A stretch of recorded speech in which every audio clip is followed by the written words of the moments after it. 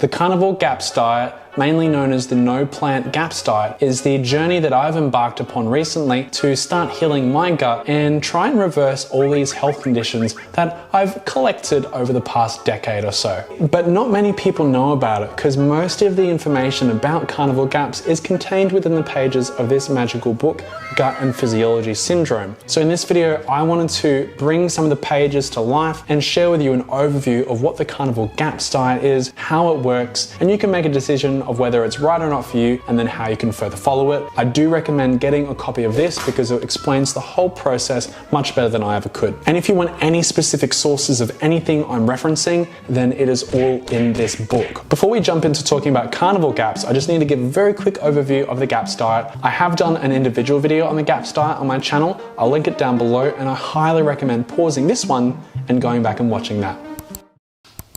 All right, you're back? Cool. In a nutshell, GAPS stands for Gut and Psychology Syndrome, or in this case, Gut and Physiology Syndrome. It's a book written by the legend Dr. Natasha Campbell McBride. She created the GAPS diet in 2004 after working with hundreds of adults and children with neurological and psychiatric conditions such as ADHD, autism, schizophrenia, dyspraxia, dyslexia, depression, OCD, and other conditions as well. Then she wrote a second book called Gut and Physiology Syndrome because she realized that all autoimmunity begins in the gut. This includes conditions such as autoimmune diseases, multiple sclerosis, rheumatoid arthritis, food intolerances, allergies, asthma, type 1 diabetes, celiac disease, and more. The full GAPS diet is predominantly animal-based, and it's based around meat stocks, meat, fish, poultry, pork, dairy, eggs, fermented vegetables, fermented dairy, some fruit, some nuts, some seeds, a little bit of honey, and spices and herbs. It avoids things like processed foods, sugar, grains, starches, soy,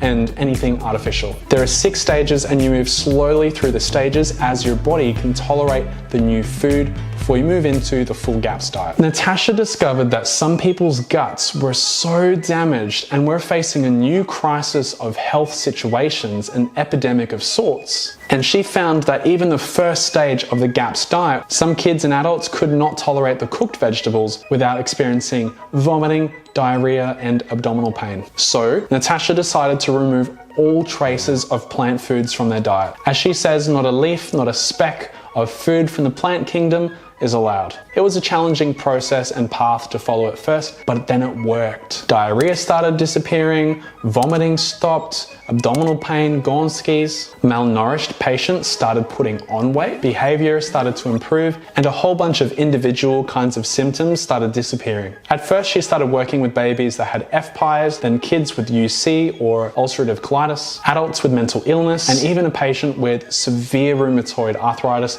They tried it and got awesome results.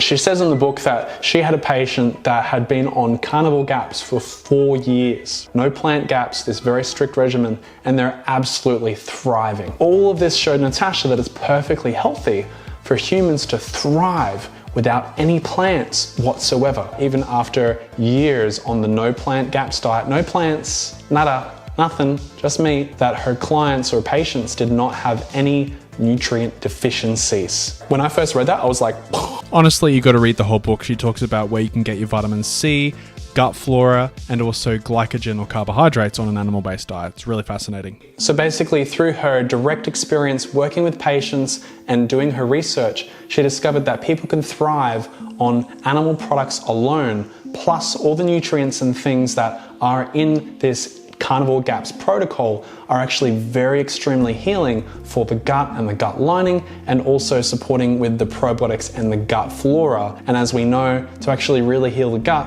we need to have a lot of good gut flora. Well, I was convinced if it could work for people with far worse problems, then it could work for me. So I decided to give it a crack and jumped in the rabbit hole. But first, a disclaimer. I recommend reading the book and working with a practitioner on this. I'm just some dude on YouTube sharing my journey, so please work with someone that's a professional. This is not medical advice. Now that I've covered my ass, let's talk about the guidelines. The most important thing to do on the Carnivore GAPS diet is to smash that like button and subscribe. What you can and can't eat is very similar to the GAPS diet, just take away all the plants. That means you can have meat stock, red meat, poultry, pork, seafood, dairy, fermented dairy, organs, eggs. That's pretty much it. But to maximize healing, there's special rules on what you can eat and when. First rule of Carnivore GAPS, no frying, no grilling, no barbecuing, no roasting. Everything needs to be boiled. This is why I boiled a lot of things, because boiled meat is easier to digest than those other things. I've tested it, it works. It is better and easier on your gut if you're doing just boiled meat. If you want to know how to make that stuff, I do have some videos that I've made on my page. I'll link them down below. Whatever you do, do not drink bone broth. Bone broth is not suitable for people that are on Carnivore GAPS because it is very high in histamines.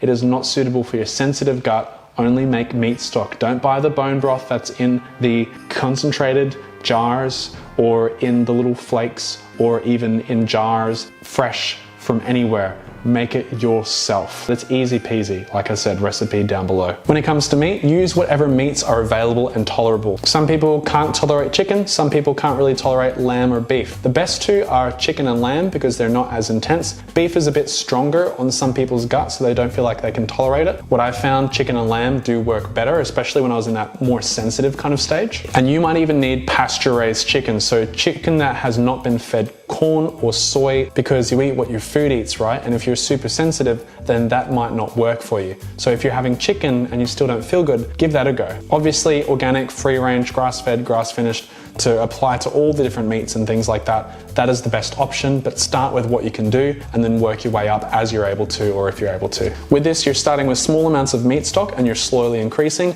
I think a good amount is about 1 liter a day of the meat stock, and you're having this with the meat and you're having this on its own throughout the day. You can even drink more than 1 liter, whatever's gonna work for you, but you wanna slowly start and then introduce. Please don't skim the fat off. The fat is important because you will need that for calories. You're gonna get your calories from fat for the next little while on, so get as much of it in as you can. When you're feeling good there, then this is where you're gonna start trying to introduce fermented dairy. 24-hour homemade yogurts, kefir, stuff that you've made at home that has good ingredients. I will be making a recipe on this, so check down below. There'll be a link when that is ready. The easiest milks to digest is goat, sheep milk, even camel milk if you can get access to that. Apparently it's really good for you. If all you've got access to is cow milk, then just use that for now. Then you can start introducing raw cream, raw egg yolk. A little note when you're introducing foods on the GAPS diet or Carnivore GAPS is if you're extremely sensitive, you want to start with a drop at a time. So when you're introducing the raw egg yolk, for example, instead of using a whole raw egg yolk,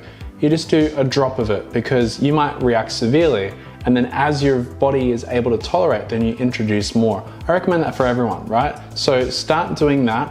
I'm still very sensitive to eggs. I've figured out that I can do about 1/4 or half of an egg yolk without reacting overboard. And that's after 4 months. So it might take you time. Some people it's taken even longer, but starting with a drop seems to be the best way to go. Next, you can introduce organs. Organs should be cooked in salt and water. But then as you're able to tolerate, you can prepare them as you like with ghee down the track or even butter.